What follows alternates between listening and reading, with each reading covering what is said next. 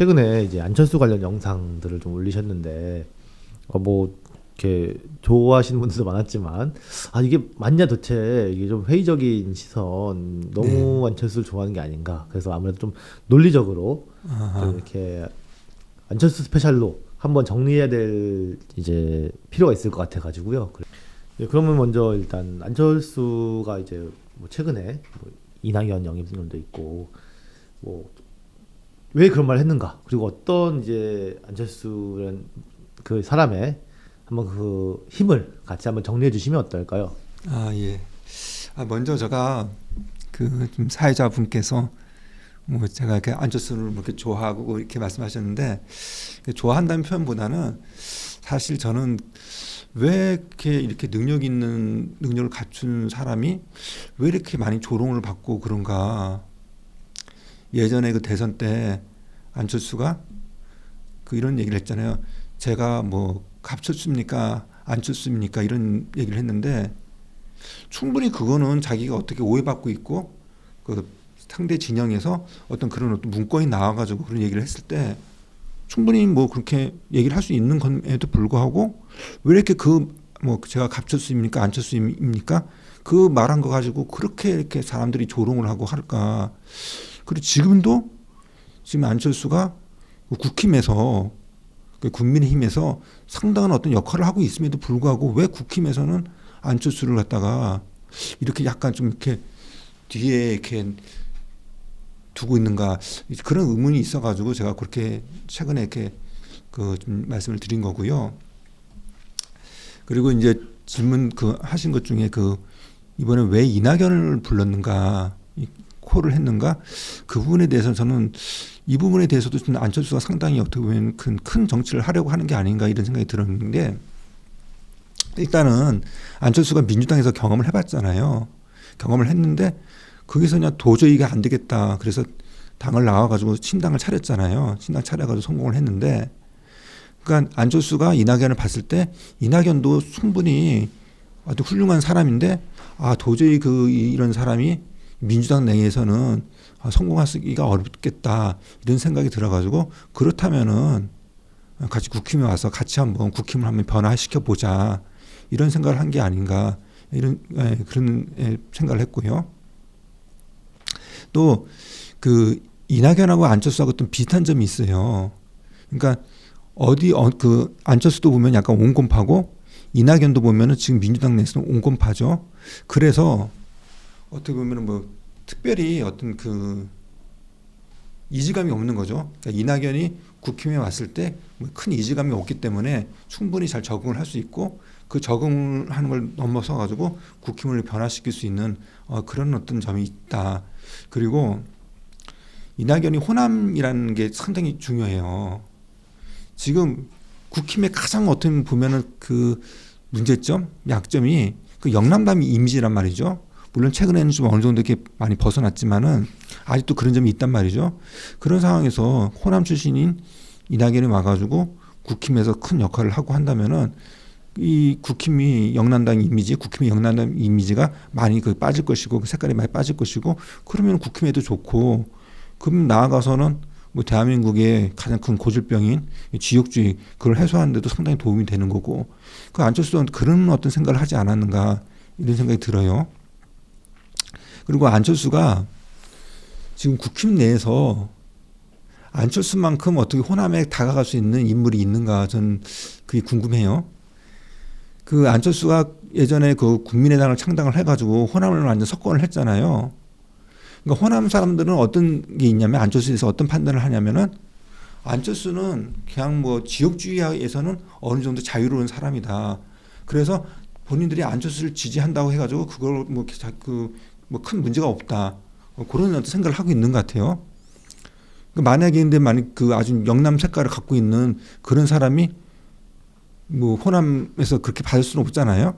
근데 호남에서도 보면은 안철수는 그냥 새 정치인 이렇게 보는 거지 영남 정치인 이렇게 보지 않는단 말이죠. 국힘에서 그런 어떤 역할을 할 수 있고 그런 어떤 그 위상이 있는 사람은 제가 봤을 때 현재는 안철수, 뭐 인유한, 뭐 이 두 사람 그리고 뭐 한다면은 뭐 이정현 의원, 전 의원 그 정도 되지 않을까 저는 그런 생각이 들어요. 그래서 하여튼 앞으로는 국힘에서 그 호남의 어떤 보수 인물들을 많이 발굴을 하고 그런 사람을 내세워야 되는데 그런 역할을 할 수 있는 사람이 안철수라든지 민주화 뭐 이런 사람들이 아닐까 이런 생각이 드네요.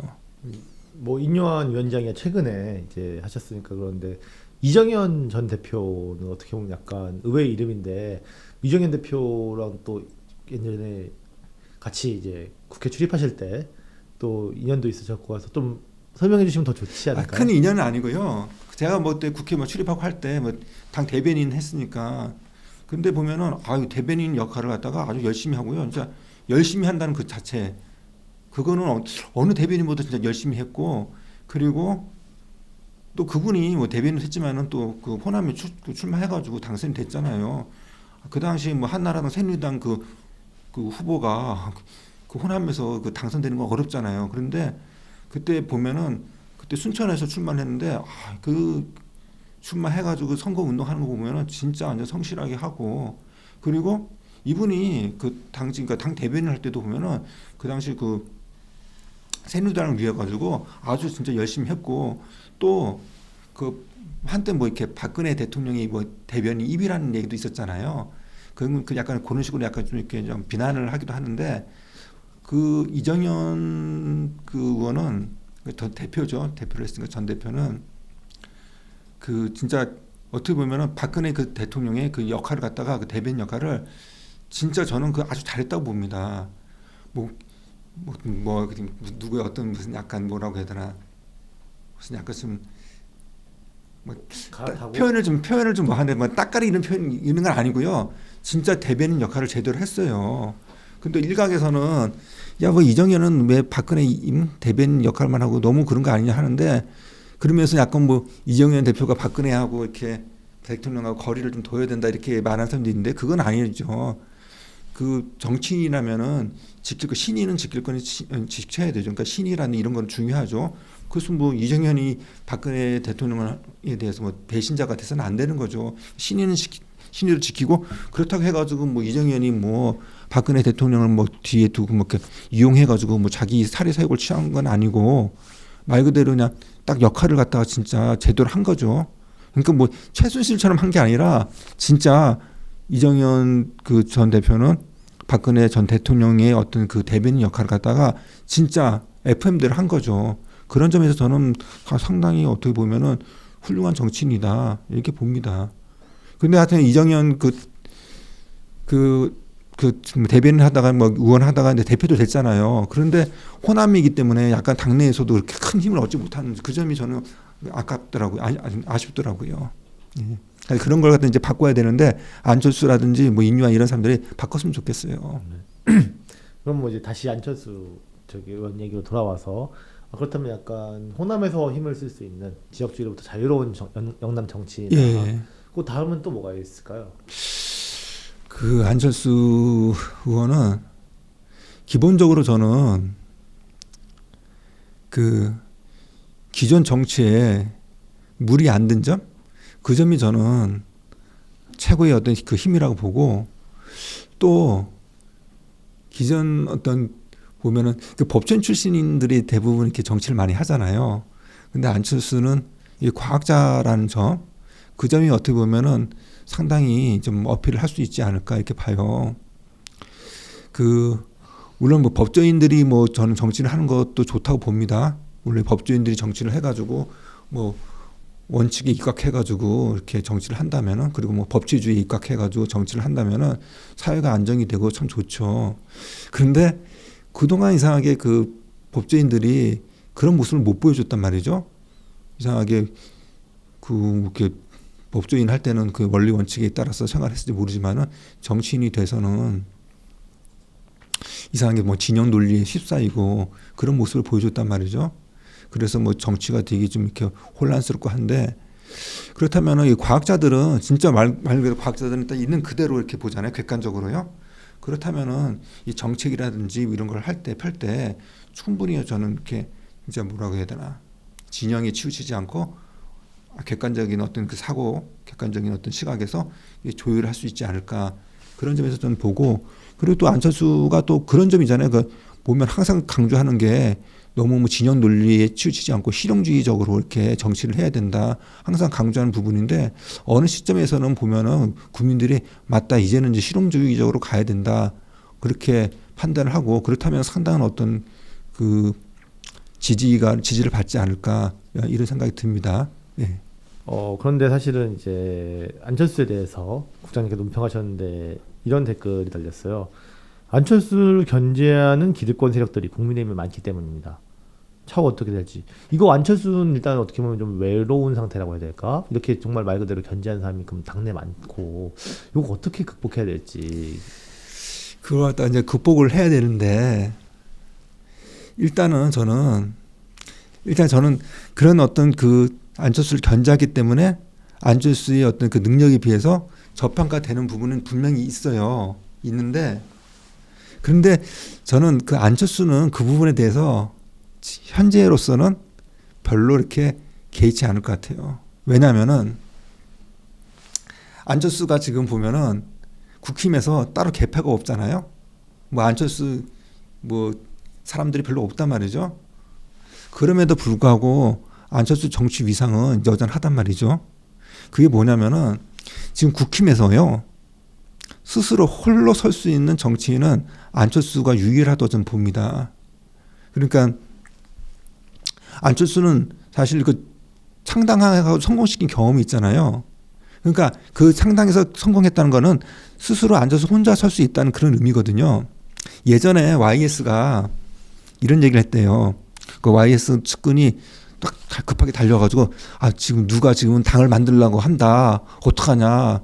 그 사람이 당 만들면은 우리가 되게 불리하게 되는 거 아니냐 했더니 그 YS가 씩 웃으면서 야, 대한민국에서 당 만들 수 있는 사람은 나하고 DJ하고 JP밖에 없다. 걱정 마라. 야, 당 아무나 만드냐? 이렇게 얘기를 했거든요.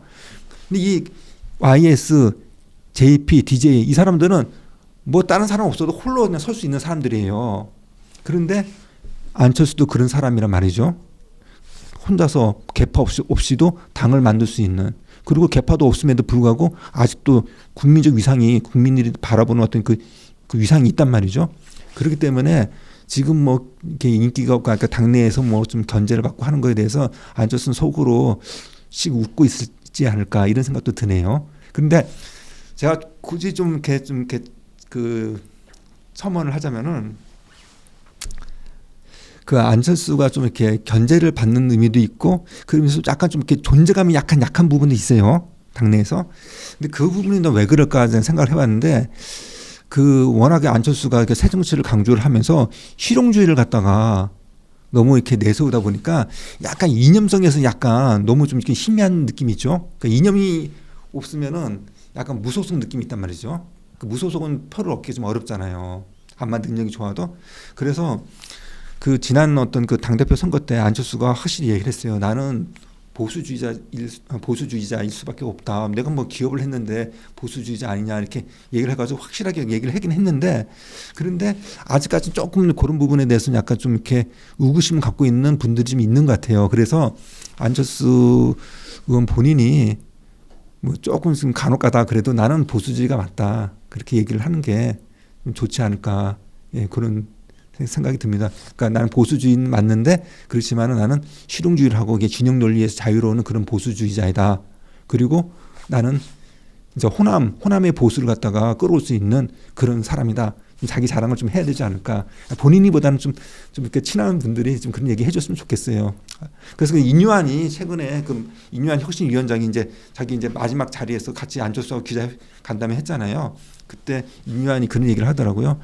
국힘에 안철수 같은 이런 인물이 있는 게 너무나도 감사하다고 얘기했는데 인유한이 저는 그런 점도 좀 생각을 하고 얘기하지 않았을까 이런 생각이 드네요. 예. 사실 국힘을 갖다 바꾸려면은 안철수만큼 좋은 사람이 없어요. 호남 보수를 많이 끌어와야 되잖아요. 그렇게 해야지.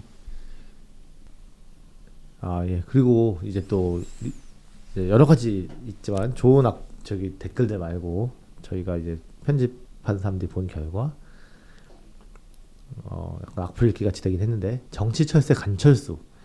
이게 어떻게 보면은 난 의원에 대한 비난 함축하고 있는 내용이거든요. 요거는 어떻게 방어를 하거나 혹시 근데 이 약점 극복해야 될까요? 예, 그 정칠 철새 뭐 간철수 뭐 이런 얘기가 있는데, 근데 그건 조금 오해인 것 같아요. 너무 좀 과도하게 그 뭐 안철수를 갖다 좀 이렇게 비난하는 그런 게 아닌가 싶은데, 안철수가 그러니까 뭐 이렇게 소위 말하는 어떤 철새라고 한다면은 그 좋은 자리, 쉬운 자리를 찾아가는 거잖아요.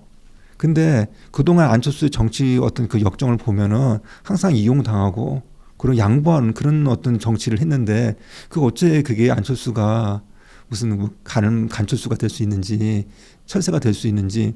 그러니까 안철수가 처음에 그 박원순 그 시장한테 자기 자리 양보했잖아요. 그러다가 이제 민주당 들어갔잖아요. 민주당 들어가가지고 거기서 열심히 민주당 위해서 노력했잖아요. 그런데 거기서 어떻게 보면 이용만 당하고 항상 자기를 갖다가 무시하고 하니까, 거기서 어떻게 보면은 뭐 이낙연한테 탈출하라고 얘기한 것처럼 본인이 탈출한 거잖아요. 근데 어떻게 그게 무슨 철새가 될 수 있는지. 그리고 철새가 당을 만들어 이렇게 성공할 수 있나요? 대한민국에서 지금까지 정치 철새 중에 당 만들어서 성공한 사람이 있을까요? 그건 아니죠. 그리고 이 국민들이 아주 무섭습니다. 다 알아요, 속내를. 만약에 안철수가 말 그대로 철새라면은 그때 국민의당 만들었을 때 호남에서 그렇게 몰표를 줬을까요? 심지어는 안철수가 그때 선거 때 민주당보다 더 그 전국 득표율에서는 앞섰어요. 국민들이 바보가 아니죠. 그렇게 그 철새라고 하는 거는 안철수를 갖다가 그렇게 말 그대로 좀 이렇게 뭐랄까 누르기 위해서 이렇게 지어낸 것 같고요. 지난 대선 때 안철수가 방송 나와가지고 상대 그 진영 그에서 나온 거잖아요. 그 소리가 나와가지고 뭐 안철수를 갖다 뭐 갑철수 갑질하는 걸로 이렇게 만들어가지고 뭐 공격하겠다. 그런 소리가 나와가지고 거기서 안철수가 제가 안철수입니까 갑철수입니까 이 말 했는데, 그 말 한마디 한 거 가지고 완전 안철수를 갖다가 완전 무슨 한심한 사람인 것처럼 문제 그런 여론을 만드는데, 그건 전체 굉장히 그런 점이 진짜 대한민국 정치에 큰 문제라고 저는 생각을 합니다. 그래서 좀 안철수가 무슨 철새 짓을 한 게 있으면 이제 철새라는 소리를 듣겠지만은 무슨 철새 짓을 했는지, 항상 양보했지만 이용당하고 그러다가 본인이 결단을 내려가지고 지금은 이제 국힘에 들어가가지고 지금 활동을 하고 있는데, 철새라는 거는 전혀 저는 맞지 않다고 보고, 그리고 안철수가 보면은 얼마 전에 보면은 그 이준석 그 뭐 제명해야 된다는 그 어떤 그 서명을 받았잖아요.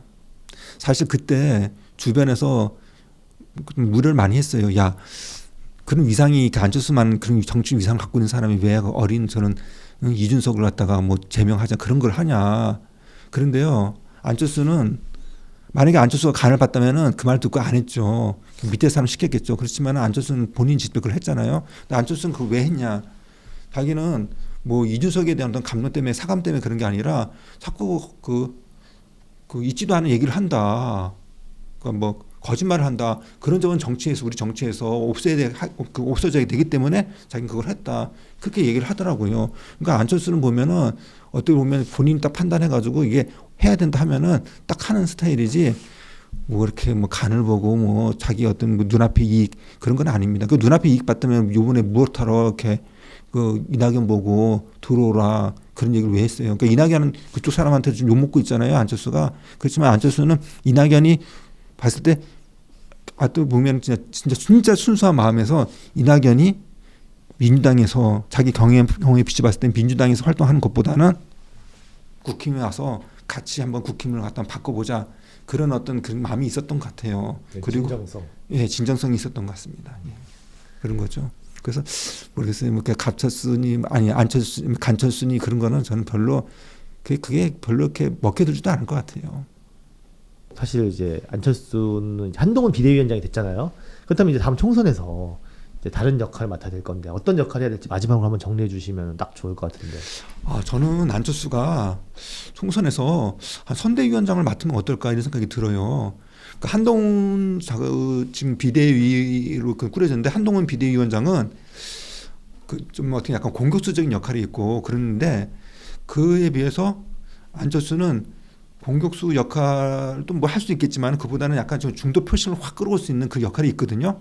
그래서 한동훈 비대위원장도 잘하지만은 또 안철수 그 의원이 선대위원장을 한다면은 그 시너지 효과가 상당할 거로 봐요. 그래서 그 선대위원장 역할을 하는 게 어떨까 이렇게 보고 그리고 내가 좀 추가하자면은 그 이뇨한 전 혁신위원장이 자기 뭐 출마 안 한다고 하는데 이뇨한 혁신위원장도 출마를 하는 게 좋지 않을까 아니면은 이뇨한 혁신위원장도 뭐 출마는 안 하더라도 총선 때 뭐 하나 자리를 맡아가지고 좀 역할을 좀 했으면 좋겠어요. 그러면은 상당히 그 뭐라고 해야 될까? 한동훈, 안철수, 이뇨한 이 세 사람이 딱 이렇게 한다면은 상당한 어떤 변화 그 이미지를 갖다가 탁 주면서 국힘한테 상당히 어떤 그 힘이 되지 않을까 이렇게 봅니다.